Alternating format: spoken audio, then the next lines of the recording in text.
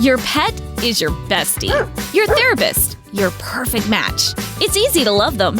It's easy to protect them, too, with pet insurance coverage from Pets Best. Because it's all fun and games until they chew on something they shouldn't. And you get a vet bill to match. With perfect timing, Pets Best helps protect your furry friend and your budget from this imperfect world. Get up to 90% cash back on eligible vet bills from less than $1 a day. Pets Best has plans to cover accidents, injuries, and more, from puppies and kittens to seniors. Find your perfect match plan and get a quote at petsbest.com. Pet insurance products offered and administered by Pets Best Insurance Services, LLC, are underwritten by American Pet Insurance Company or Independence American Insurance Company. For terms and conditions, visit www.petsbest.com/policy. Products are underwritten by American Pet Insurance Company, Independence American Insurance Company, or MS Transverse Insurance Company, and administered by Pets Best Insurance Services, LLC. $1 a day premium based on 2024 average new policyholder data for accident and illness plans, pets age 0 to 10. Hey listeners, this is Peter and welcome back to the History Shorts. Today's episode is brought to you by the Podcast Republic, your ultimate listening app. Discover and subscribe to thousands of podcasts from around the world. Download Podcast Republic today, available on Google Play and the Apple App Store. Today on History Shorts. In the mountains of the Yamagata Prefecture in northern Japan, inside the halls of ancient Buddhist temples, there are mummies. Not mummies in the Egyptian sense, however, preserved by priests after death, wrapped in linen, or prepared for the afterlife by others. No, these men prepared themselves, while they were still alive. They are called the Sokushinbutsu, roughly translated as becoming a Buddha in this very body. And what the monks who attempted this practice did to themselves, voluntarily, over the course of years, in pursuit of the highest possible spiritual state, is one of the most extraordinary and most sombering stories in the history of human religious devotion. Our history brief today covers some recent history news.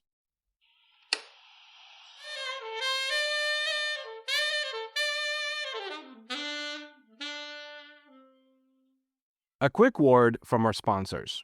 Support for the show comes from Public, the investing platform for those who take it seriously. On Public, you can build a multi-asset portfolio of stocks, bonds, options, crypto, and now generated assets, which allow you to turn any idea into an investable index with AI. It all starts with your prompt. From renewable energy companies with high free cash flow to semiconductor suppliers growing revenue over 20% year over year, you can literally type any prompt and put the AI to work. It screens thousands of stocks, builds a one-of-a-kind index, and lets you backtest it against the S&P 500. Then you can invest in a few clicks. Generated assets are like ETFs with infinite possibilities, completely customizable and based on your thesis, not someone else's. Go to public.com/podcast and earn an uncapped 1% bonus when you transfer your portfolio. That's public.com/podcast. Paid for by Public Investing. Brokerage services by Open to the Public Investing Inc. Member FINRA and SIPC. Advisory services by Public Advisors LLC, SEC registered advisor. Generated assets is an interactive analysis tool. Output is for informational purposes only and is not an investment recommendation or advice. Complete disclosures available at public.com/disclosures. This day in history. On May 12, 1937, King George VI was crowned at Westminster Abbey, assuming the throne after the abdication crisis that shook the British monarchy. On May 12, 2008, a devastating earthquake struck China, killing tens of thousands and leaving millions homeless in one of the country's deadliest natural disasters. Story of the day. The practice that I'm talking about today has its roots in a monk named Kukai, known posthumously as Kobo Daishi, who founded the Shingon school of Buddhism in Japan in the early 9th century. Kukai was a figure of extraordinary spiritual and intellectual influence. He traveled to China, studied Buddhism under the Tang Dynasty, mastered Hugyo, and returned to Japan carrying a form of Buddhist practice that emphasized the possibility of achieving enlightenment not in some future life, but in the present one, in this body, and in this existence. The concept was radical even within the broader Buddhist tradition. Most Buddhist schools taught that enlightenment was the work of many lifetimes, a gradual accumulation of merit across successive reincarnations. Kukai taught that with sufficient discipline, practice, and renunciation, a monk could achieve full Buddhahood here and now. He reportedly entered a state of deep meditation at his temple on Mount Koya in 835 AD and never emerged. His followers did not believe that he had died. They believed that he had entered a state of eternal meditation, still present, still conscious, simply beyond ordinary awareness. His tomb on Mount Koya is actually still tended to today. Monks still bring him a meal every morning. The practice of Sokushinbutsu grew over the following centuries from the seed of that very belief. The process by which a monk attempted to become a Sokushinbutsu was not a single act. It was a multi year discipline of radical physical transformation, a deliberate systematic reduction of the body's organic matter to the point where at death, natural decomposition would be minimized or prevented entirely. The first stage typically lasted 1,000 days. The monk drastically reduced his food intake, subsisting on a diet of nuts, seeds, berries, and tree bark, specifically chosen for their low fat and protein content. The goal was to eliminate the body's fat reserves, which decompose quickly after death, and support the growth of the organisms that cause decay. The second stage lasted another 1,000 days. The diet became even more restricted. The monk consumed only bark and roots, and began drinking tea brewed from the sap of the urushi tree. The urushi tree is the source of lacquer, the same substance used to finish Japanese furniture and bowls. Its sap is highly toxic to most people. In small amounts over time, it caused violent illness, but it also permeated the body's tissues, and it made them deeply inhospitable to the insects and bacteria that drive decomposition.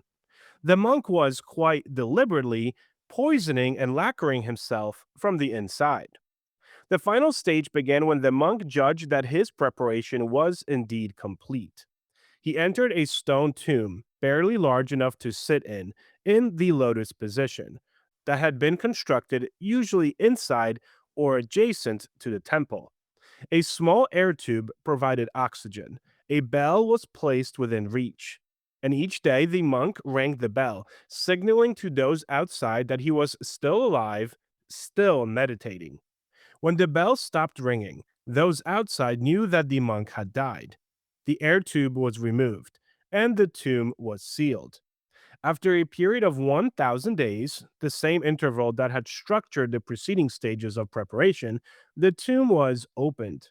The monk's body had resisted decomposition. If he had achieved the physical state that the practice sought to produce, he was thus declared Sokushinbutsu, dressed in ceremonial robes and enshrined in the temple for veneration. If the body had decomposed, he was resealed in a tomb and honored as a monk of great devotion who had nonetheless not achieved the final transformation. Of the hundreds of monks who are believed to have attempted this practice over several centuries, only between 16 and 24 are confirmed to have been successful. The monks who had attempted Sokushinbutsu were not, by the available accounts, figures of morbid obsession or psychological disturbance. They were highly respected religious practitioners who had spent decades in study, meditation, and service before undertaking the final discipline. The decision to attempt Sokushinbutsu was typically made late in life, after a monk had already achieved significant standing within his community, and was understood as the ultimate expression of the commitment to transcend ordinary existence.